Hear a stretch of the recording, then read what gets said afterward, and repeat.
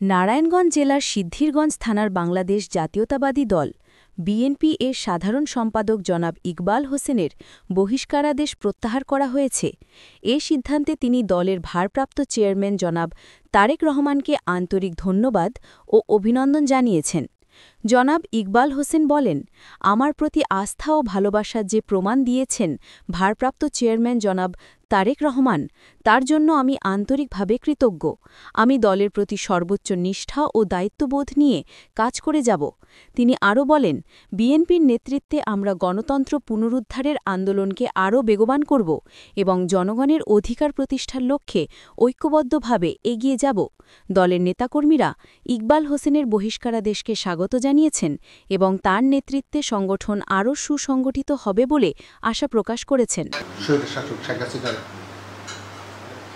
যেভাবে দেশ লুটপাট, গণহত্যা, গুম খুন, অত্যাচার, নির্যাতন করে দেশকে যেভাবে চালিয়ে গেছে, দেশের 17 কোটি মানুষকে বিপদগামী করে দেশ ছেড়ে পালিয়ে গেছেন। আমরা সেই আন্দোলনের অংশীদার। আজকে আপনারা জানেন, আমাদের বাংলাদেশ জাতীয়তাবাদী দলের চেয়ারম্যান জনাব তারেক রহমান সাহেব যে আমার বহিষ্কার আদেশ প্রত্যাহার করেছে। আমি আমার দল এবং আমার দলের চেয়ারম্যান জনাব তারেক রহমানের কাছে কৃতজ্ঞতা প্রকাশ করছি। সামনের দিনগুলো আমি বাংলাদেশ জাতীয়তাবাদী দলের জন্য আমার যতটুকু সম্ভব দলের জন্য কাজ করব এবং দেশের জন্য কাজ করব, দেশের মানুষের জন্য কাজ করব, যাতে দলের সুনাম ধরে রাখা যায়। সবসময় আপ্রাণ চেষ্টা করব। শাখা বিএনপির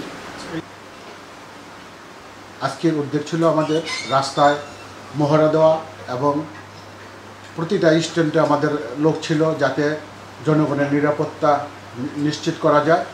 আমরা সার্বক্ষণিক সতর্ক ছিলাম যাতে কোনো ধরনের বিশৃঙ্খলা সৃষ্টি না করতে পারে এই পলাতক শেখ হাসিনার বাহিনী বা গুন্ডা বাহিনী, যুবলীগ, ছাত্রলীগ, বিভিন্ন সংগঠন, যাতে কোনো রকমের বিশৃঙ্খলা সৃষ্টি না করে আমরা সর্বাত্মক সতর্ক ছিলাম।